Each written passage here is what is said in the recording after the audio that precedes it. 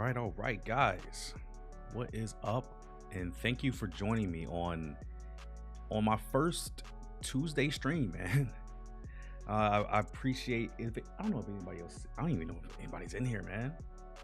It's okay because I know we got some like big events going on, at least in the U.S. right now, and they're having presidential stuff going on right now. So I understand if you guys are watching that because for me it's entertainment. Honestly, for me it's entertainment as well, man. So I appreciate you guys tuning in, and I'm just making sure that I'm good on all fronts here. So just bear with me for just a quick second as I check things out here, and I can actually cool. So the YouTube stream is good. So yeah, so the topic of today is going to be a topic where I really honestly haven't talked about too often on this channel. I may have like addressed it once or twice, and I want to talk about the passport bro movement.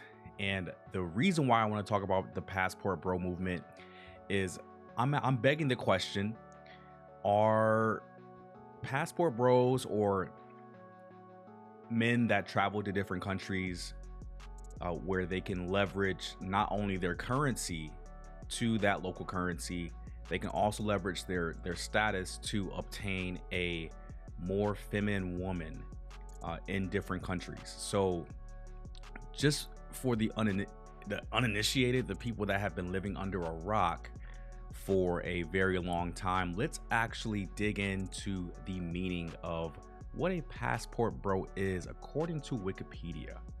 So according to Wikipedia, a passport bro is a neologism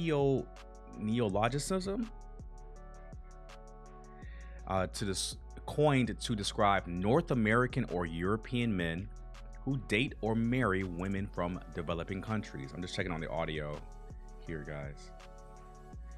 Okay, cool, we're good. So the term became popularized through TikTok.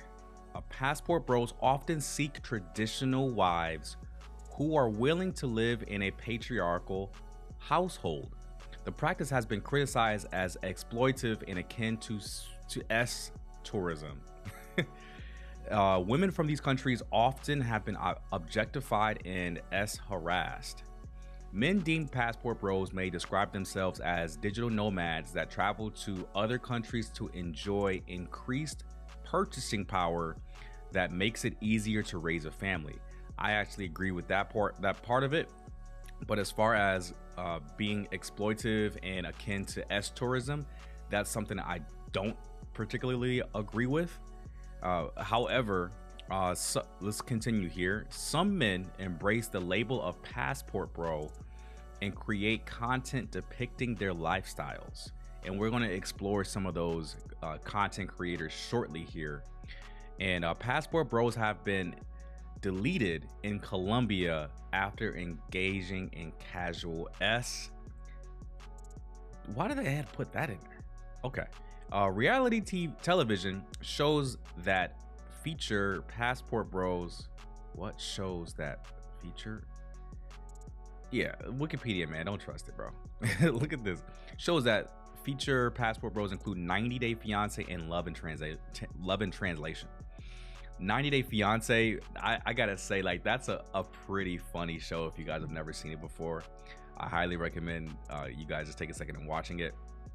But I pulled up a few articles about the passport bro movement, and I just want to give you guys a nice succinct intro to the passport bro movement, so you guys will actually know what it actually means.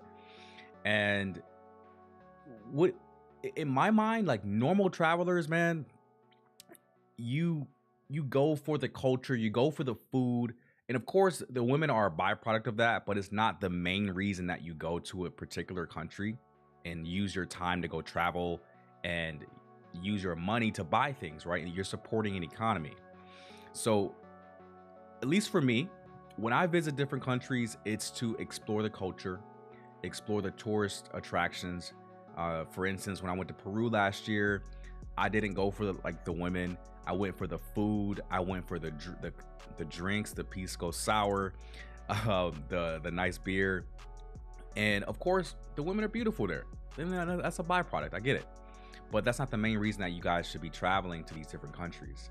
And the passport bro movement has been kind of like tainted to a certain degree, because you have notable people in the space that have been like on news articles and TV shows or news shows that have been talking about the passport bros. And people have a very negative connotation to the passport bro movement. And I beg the question, is it hurting normal travelers, right? Normal travelers from the US, they're going to be there for like a week, 2 weeks tops. They don't want to be viewed as a passport bro, right? They want to just be looked at as a regular tourist. So let's discuss a certain amount of things here. So I have like a bullet point list here. So the first thing is reputation. So our reputation within the passport bro movement and the travel space. Also, for countries that have been known to have very lax visa policies, they have been becoming much more strict nowadays. I know that Mexico, before they had like the automatic 90, or what is it, 6 months, the automatic 6 months, the 180 days. I know for a fact that they slowed up on that. It wasn't automatically a guaranteed 6 months anymore, but now I think they've kind of loosened it up a lot. But I also saw that Thailand, which is a huge passport bro destination, has been tightening the visa policies now. When people make visa runs, whether they go to Laos or Cambodia, of course you can just walk, get your passport stamped in, out, and then you're back to Thailand to get your stamp in. So I heard that Thailand is kind of tightening down on that, because they have different visa options that you guys could take advantage of if you're planning to live in Thailand long term. They have the education visa, I know for a fact.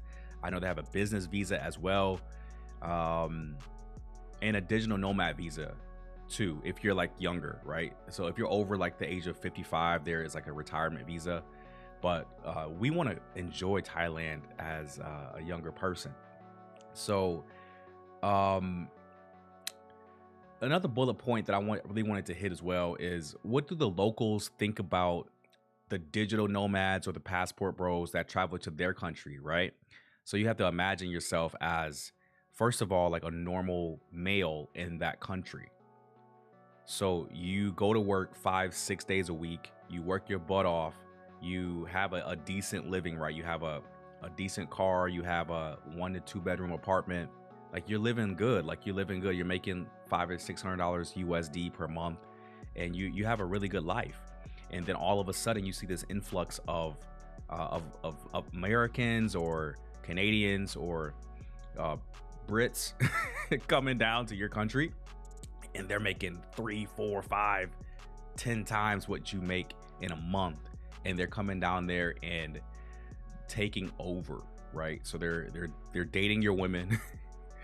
they're making your real estate prices go up because they're willing to pay more because they make more, and they're making the prices of everyday goods go up, and they're importing more things as well. So you're having these supermarkets importing stuff that they normally wouldn't import, and they have to kind of make up for the cost of those imports by raising the prices of other goods. It's not just raising the price on that singular imported good. They raise prices like a little bit for every product that they sell. That's how they can actually make profit off of those imports. So I think of it like that, because whenever I do travel for an extended period of time, I always think of my impact on that particular city or that state, and I kind of tread lightly. I don't want to just be out there, right? Let me actually go to full screen.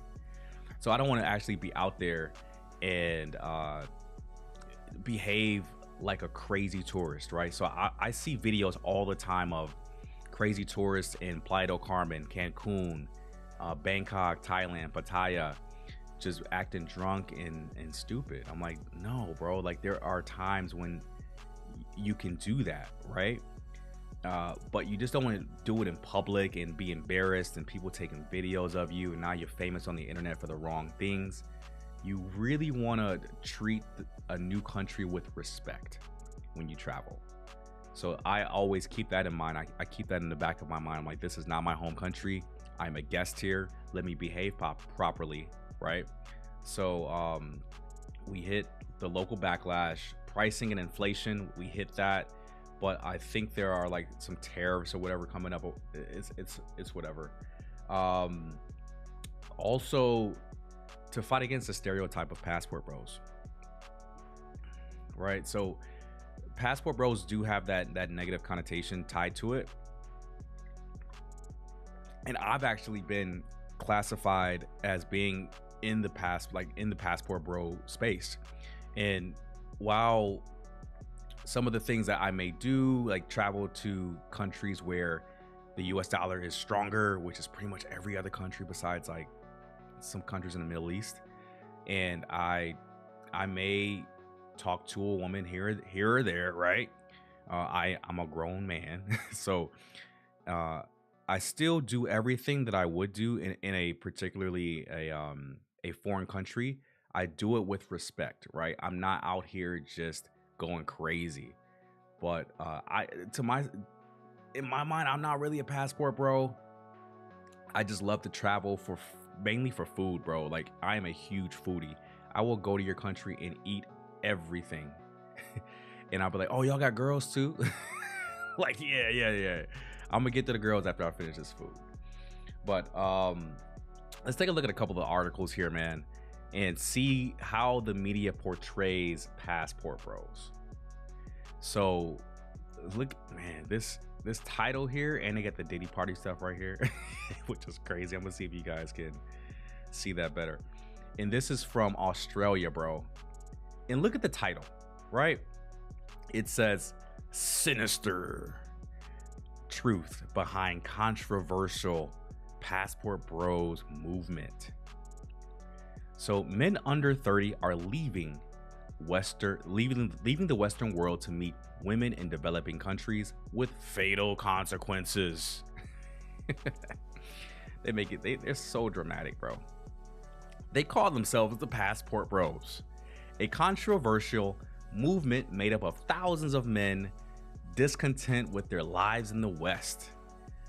I would say a real passport bro is looking to date someone that is feminine, and looking to raise a family in a foreign country that is cheaper to live, bro. Like, it makes perfect sense. Like, if you had like $1 million, right, or 100K stacked and saved, and you had the choice of letting that last you 1, maybe 2 years in the US, or take that 100K and move to Thailand, move to Philippines, or move to Mexico or Peru, where your money goes 3-4 times longer, and you can spend 5, maybe 10 years off of that 100K and do whatever you want. You can start a YouTube channel. You could create a business during that time, because you would literally don't have to work for anyone during that period if you have that money saved up and you go to a country where the US dollar is extremely strong against that local currency.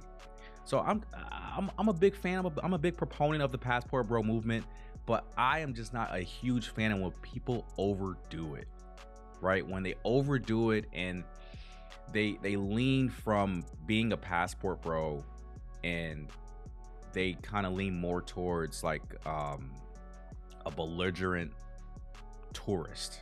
They just ravage the city. That's where I think it goes a little bit too far. But let's continue with the article. Inspired by online content, they travel to developing countries where their money can afford them a different kind of lifestyle. one with flashy penthouses and women on tap. Bro, women on tap.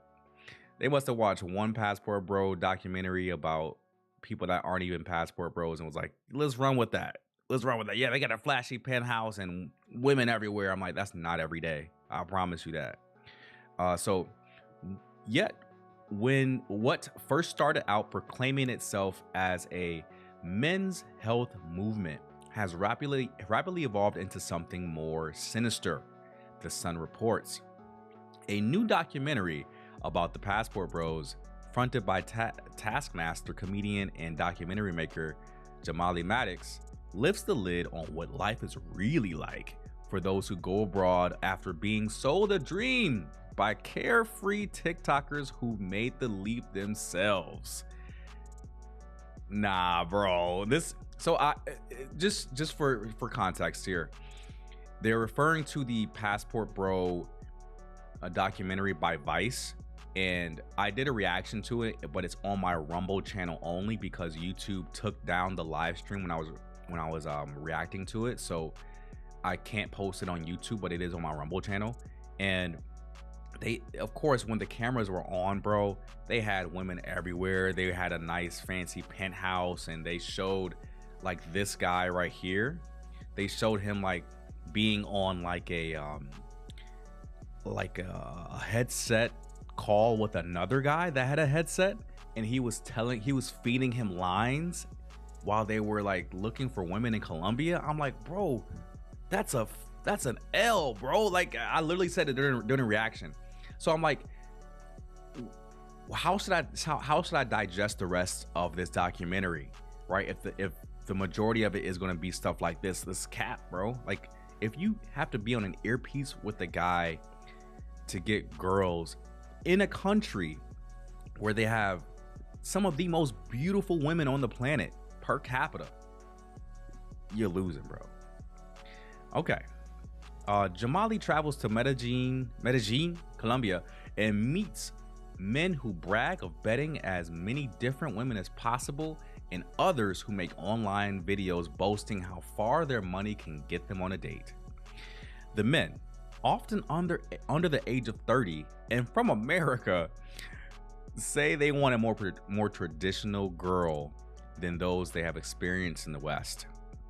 The ones they meet are happy to cook, clean, and romance them in return for being paid for. What?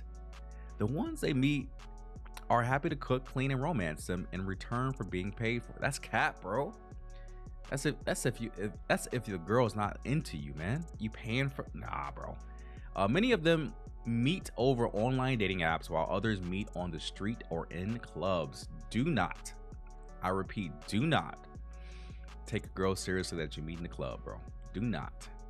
For some, in search of casual or easy hookups, it's becoming increasingly dangerous.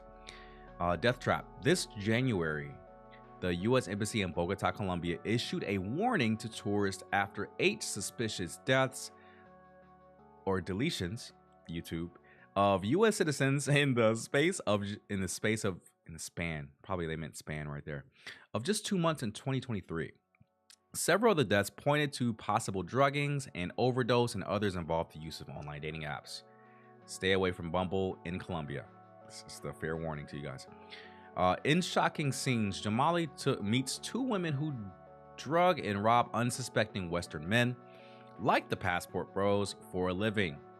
The sinister duo, who conceal their identity with sunglasses and bandanas, use the deadly drug scope to render their victims unconscious. Yeah, we saw this part if you guys watched the reaction. In smaller doses, scope is used in medical settings to treat motion sickness and post-op nausea.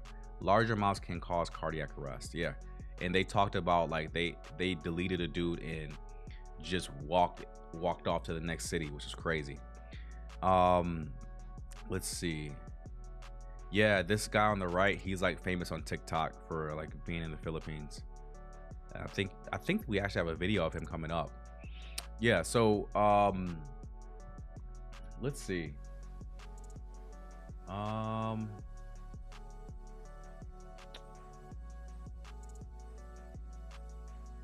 some, I would say so, like some positives, to be honest with you guys, about the passport bro movement, besides all the negative stuff that we constantly hear. The some of the positives is a tourism boost to that particular country, right? So you got to think of yourself as a politician or a governor or a president. What can I do to increase the amount of money my country is taking in, and how do I do that without really doing anything? And everybody, that's tourism. That's called tourism. So you can improve your country, make it safer for tourists to visit, just like El Salvador is doing. Shout out to that president, man. He's doing one hell of a job over there in El Salvador. And El Salvador actually used to be one of the most dangerous countries in Central America, and now it's one of the safest in the Americas, period. And that's all for tourism, right? You make all, as a president, you make all of these changes for tourism. You want people to visit your country, spend their US dollars, or in El Salvador's case, spend your Bitcoin. So the passport bro movement, I think, contributes to the local economy, and I think that's why it's not like trying to be blocked anywhere, right? Because these countries want your money at the end of the day. They don't care if you come over there, pay for box or anything. They just want that money. They want that economy to be flourishing. They want it to grow. And another bullet point that I have here is the positives, right? The culture exchange, right? So typically, or at least sometimes in my personal experience, I'll make a friend in Mexico, not interested in them at all, right? And it'll just be like a language exchange. So I teach them English, they teach me Spanish, they teach me all the slang words, all the bad words. Cool. I'll do the same for them in English, and we kind of do like a culture exchange, right? I think that's one of the positives as well. And I'm trying to think of what else. Probably all my people that are watching on the replay, let me know if you think the passport bro movement is a good thing for the travel space, or it's not a good thing. So I wanted to, let's see. Yeah, the reason why I love talking about bettering yourself and make yourself better, man, is so that you can go to these different countries and just be in the top percent as soon as you land, even without spending money. Let's see. I'm just looking at some articles here. I know you guys can't see it, but I'm just trying to make sure that we're good to go. Okay. This video is 6 minutes. Not sure if I'm going to get hit for this, but let's take a look and see. So it's titled, I hang out with a passport bro, how this Korean American man found love in Thailand. So let's go ahead and take a look. Like the first day I came here, 1 hour of swiping, I already had like 100 matches, and that never happens in the United States. Damn, he already spitting facts already, bro. This is true. This is very true. This is super true. This is true for me in different countries as well. And if you guys are subscribed to my Rumble, you guys have seen it live. So let's continue. Women in the West are generally a bit more masculinized. In Asia, if a woman loves her man and trusts her man, she will submit to his decision. Here in Thailand, there is an emerging social phenomenon. It's called passport bros. We're talking about men who have decided to stop dating Western women because they don't share the same values. So they travel abroad in search for relationships with foreign women who they think are more traditional, more feminine, and more caring. And Thailand is one of the top destinations for passport bros, and I'm going to spend a day with one of them here in it's Paul Bangkok. Lee. Let's meet him. Okay. I've seen him before. Paul Lee is a 28-year-old digital nomad from the United States. He relocated to Thailand 4 years ago. So how's your workout? That's good. Yeah, what did you do? Just a little bit push-ups? of, a little upper body. You know a lot of Thai slangs and how to use them. Yeah, I've been learning a lot recently. Jung. Huh? Jung. Doom. It means like stunning, like looks so good, you know?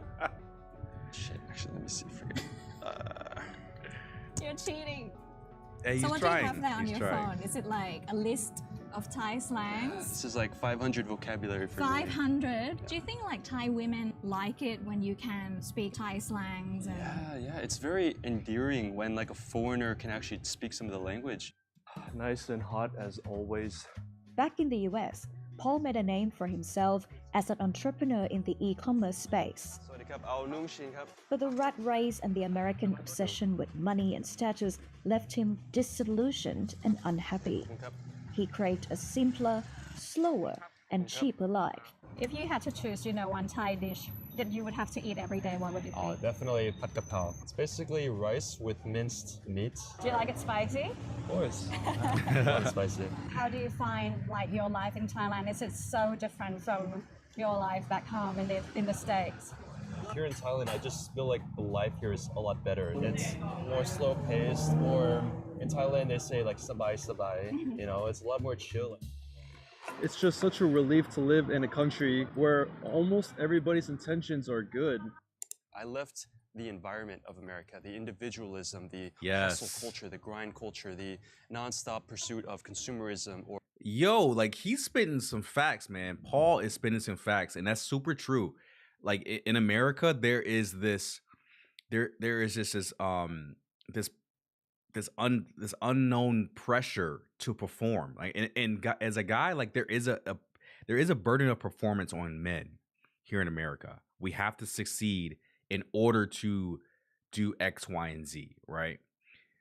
However, in this case here, in Paul's case, I totally agree with him. And when he says like there's just this consumerism, like we have to consume more, buy more, get in more debt, so you have to work harder for somebody else. But instead, I know there's people out there that do want this type of lifestyle, right? This type of lifestyle where you aren't making as much money as you would at a corporate job back in America. However, your cost of living is substantially lower and you are able to live a much more stress-free life, and it's a little bit more affordable as well, man. I totally agree with you, Paul. or keeping up with the Joneses. How did that affect dating in the States for you? It's a lot more transactional, I think. It is. It's all about what you can essentially provide, looking good, having good status. A lot of these kind of superficial things, I think. Tell me about dating in Thailand. How is it different from dating in the US? Yes. Women in the West are generally a bit more masculinized, a bit more individualistic. Here in Thailand, women here are raised by their parents to be the home caretaker, to really take care of their man. And I think a lot of women here are more naturally feminine, more nurturing, more playful, very receptive and trusting of their man to take the lead. Yes. I think dating in Thailand as a man, there's a lot more options simply because there's more women here than men. Ooh, I'm glad he pointed that out, guys. In Thailand, there are way more women than there are men. So I would say take a trip to Thailand, man. I'm actually I'm planning a trip in November to go to Thailand. So nobody knows about that but you guys who are watching it on the replay. Cause ain't nobody in here right now live because we got some political stuff going tonight. So I totally expect nobody to be up in here until after the fact. So shout out to you guys, man. Again, Tuesday, Thursdays, and Saturdays are going to be just a live stream, and the weekday ones are going to be shorter and are going to just be about a centralized around a specific topic. So let's continue. First day I came here, 1 hour of swiping, I already had like 100 matches, and that never happens in the United States. Facts. That is a common belief shared by passport bros that Thai or Asian women in general are more feminine and family-oriented than their Western counterparts. It's true. The passport bro trend blew up on TikTok in 2022. Since then, this hashtag amassed over 417 million views on this platform. And although Paul didn't move to Thailand with the intention of becoming a passport bro, he has fully embraced this identity. On his YouTube channel, he shares Oh, he tips has a for channel? other men Oh, and he digital does. nomads alike who are interested in following his path. He covers everything from visas and dating to making money as a remote worker. A lower cost of living and relaxing vibes have made Thailand an attractive destination for many passport bros. But there are also worries that the movement can become exploitative. Yep. Many critics have claimed that these men are reinforcing the power imbalance between Western men and women in developing nations. Passport bros have been. I mean, you can honestly, you can't blame passport bros for that type of thing happening, right? You can't blame passport bros for being exploitive financially, because the dating market is globalized now, man. It's globalized. It's changed so much that you can honestly DM a girl that lives in a different country, different city, different state, different planet at some point, bro. And you can start dating this person. You can say like, "Hey, I'll be in your city next week. Let's go hang out." And boom, you guys may hit it off. Guys may start dating, man. You just never know. The dating game is globalized, man. And that is why I really tell you guys to hit the gym at least 3 times a week. Do cardio, weightlifting, build your knowledge base by just reading a damn book. Learn a different language. Do something that puts you over the next guy that can literally just be traveling right after you. You have to be the best guy that you can be. Be the best version of yourself that you can be. Criticized as misogynistic. What are your thoughts on this? First off, I think it's actually very racist for a lot of, particularly Westerners, to just criticize an entire generation of women here, as in they're not able to make the decision themselves, as in some sort of powerful, rich Western man is going to take control and dominate them into having a relationship with them. And when asked if he finds local women submissive, I'd say a bit submissive, yeah. Not in the sense that they're lower or like they're less worthy.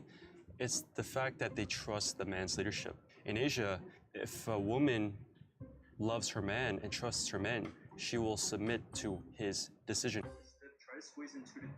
That's Paul facts. believes that there's nothing wrong with having a more conservative view of gender roles, and he's now in a happy relationship. This is Ton Nao, Paul's Thai girlfriend of 2.5 years. According to him, she is the best woman he has ever met. She's always trusts me. She's like, you can do this. Sometimes that's just all you need. I had fun hanging out with Paul. It's interesting to hear from a passport bro what drew him to this lifestyle. And here's my question to you guys. Have you met a passport bro? And what do you think about this movement? Let me know. She got the same questions we got, chat. She has the same questions. And I'm just asking out of curiosity, right?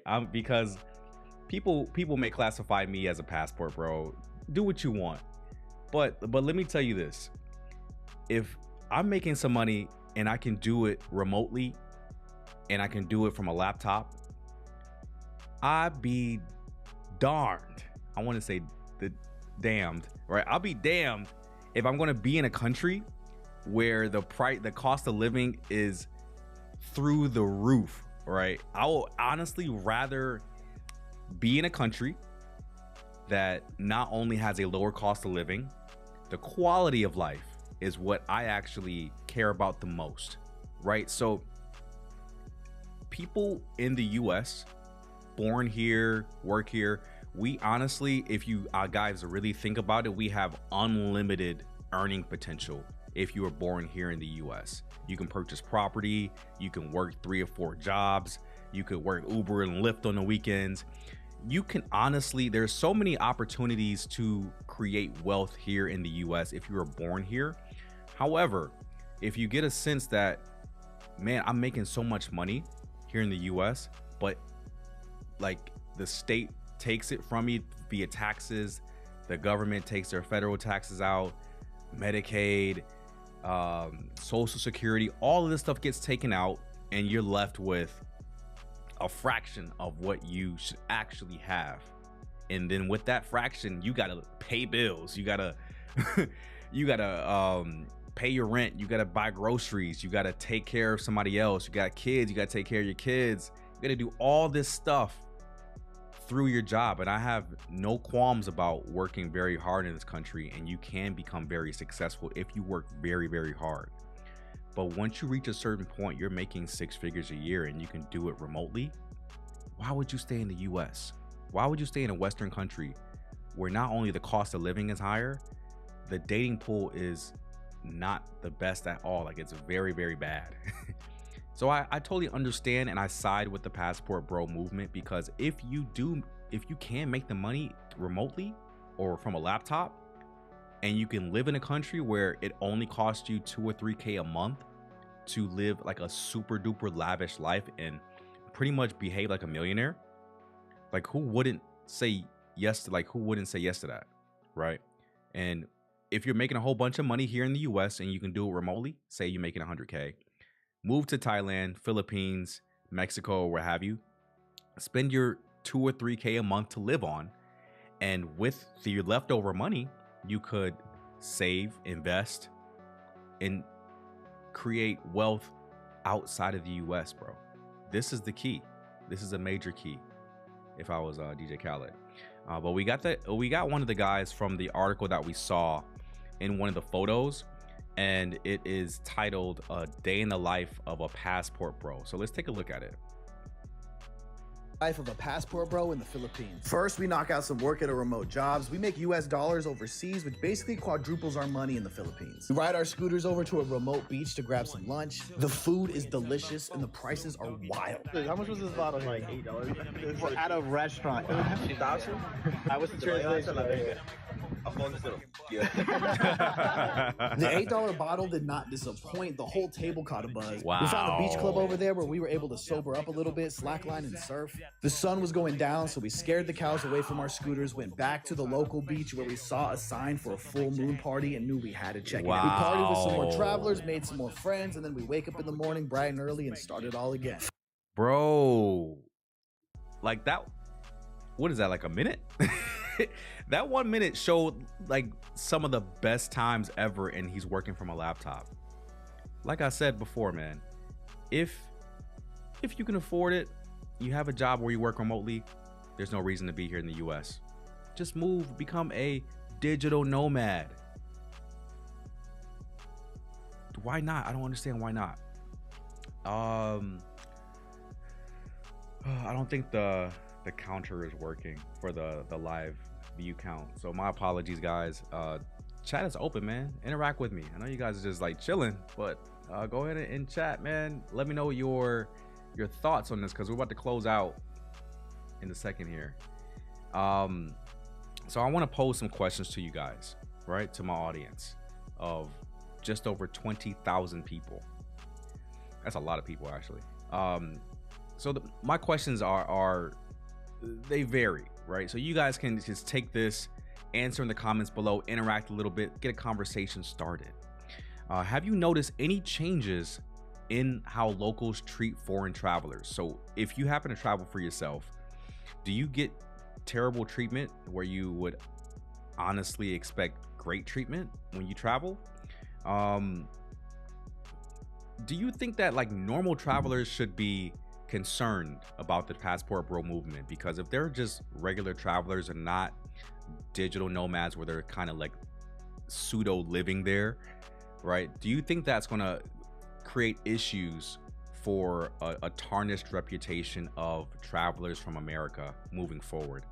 I don't think so, to be honest with you. So I want to do just a small recap, right? So we have two sides about the passport bro movement. We have the opponents that don't like the passport bro movement. They demonize it in the media. We saw it in the title of one of the articles that said the sinister truth behind the movement. And they don't like it for a few specific reasons, right? They think it makes the women they make them seem less, right? They make them they make the women appear as if they have no choices in certain relationships, in certain situations where they have to do what the man says, like a slave or something. The other thing is that the people that are in the passport bro movement, they kind of some of them honestly give the movement a bad name. They go around monger or whatever, and they call themselves passport bros, but honestly they're just grifters in disguise.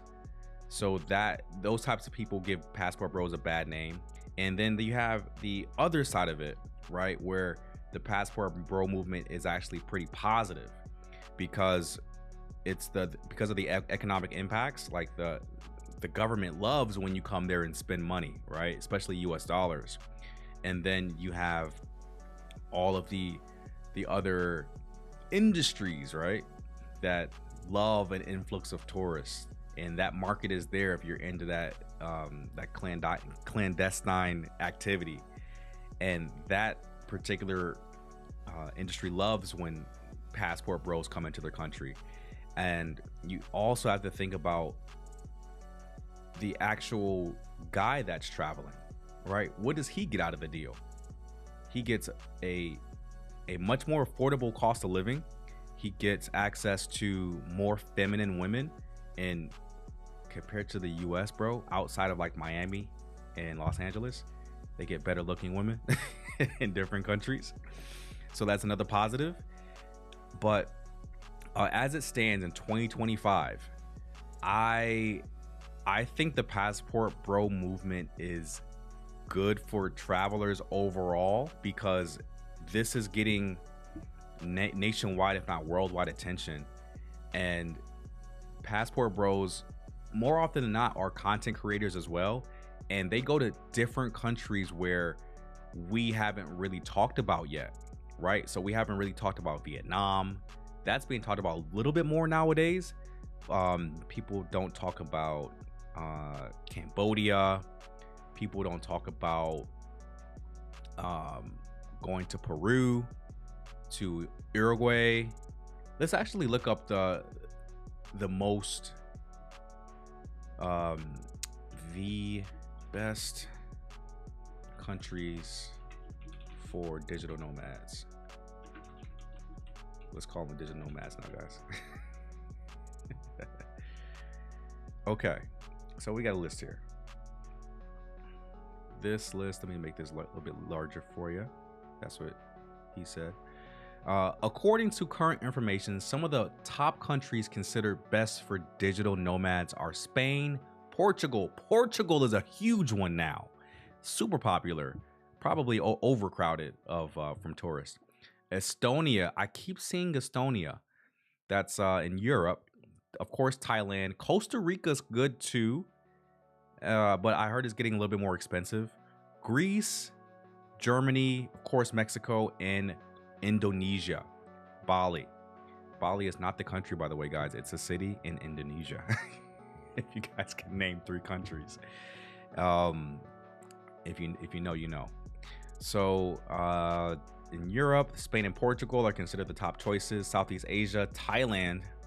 I would never forget about the Philippines too, because the people in the Philippines, they speak English.